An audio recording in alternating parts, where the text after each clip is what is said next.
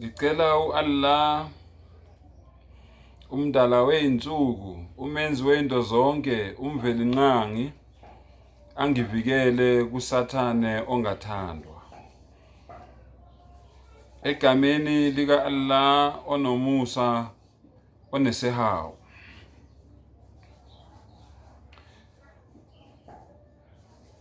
Ezinye izinto zithi zikhulunywa zibe zikulimaza inhliziyo.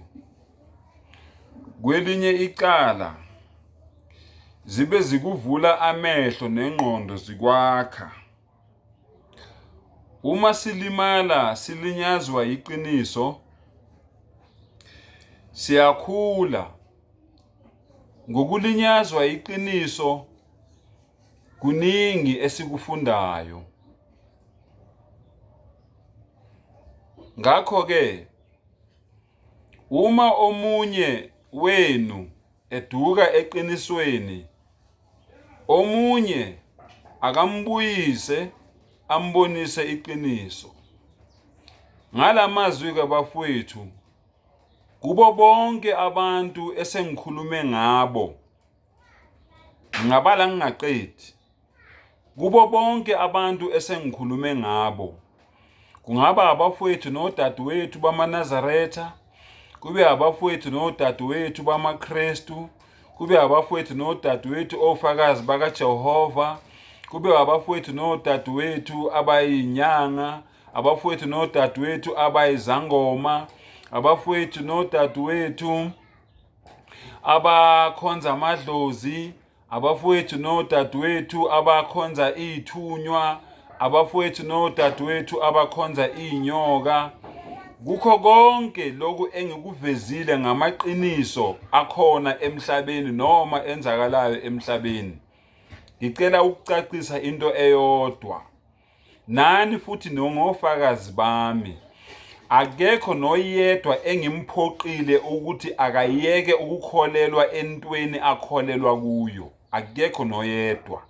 Kodwa mina ngibeke iqiniso phezu kwetafula njengoba linjalo. Kukumuntu ke ukuthi yena wenzani ngalelo qiniso. Ngakho ke bafowethu, uma ningizonda kulungile ningizonde, kodwa ningangizondeli ubala. Ngizondeleni iqiniso.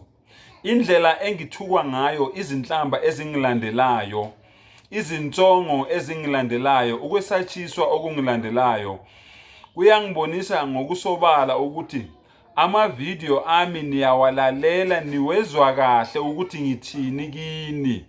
Sekukini-ke manje ukuthi nina nenzani ngalelo qiniso lelo engilivezayo nina ekade ningalazi. Khumbulani, ayikho into ebuhlungu njengokulimala kwengqondo yomuntu, ngoba umuntu olimele ingqondo akakhoni ukwamukela ukuthi ingqondo yakhe ilimele.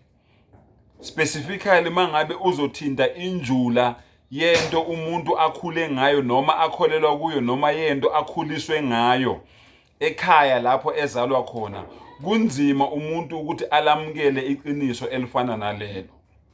Ngiyaphinda futhi, kukho konke engikukhulumile, akekho umuntu engimphoqile ukuthi akayeke ukwenza amasiko akhe noma amasiko akubo noma imikhuba yakubo noma lokhu akholelwa kukho. Akekho engithe akayeke.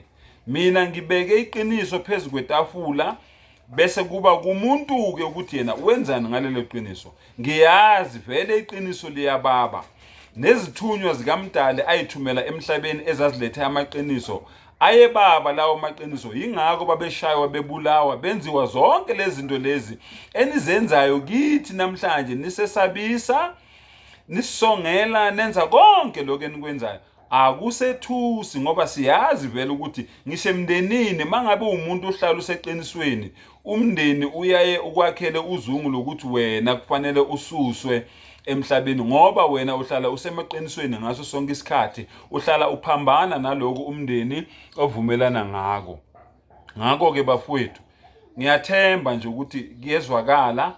Angiphoqe umuntu, angideleli umuntu, angiforce umuntu ukuthi ayeke lokho ayiko, kodwa nje mina ngikutshela iqiniso njengoba linjalo, engaziyo ukuthi vele lizoba buhlungu kodwa lizokwakha, likuvule ingqondo, likuvule amehlo.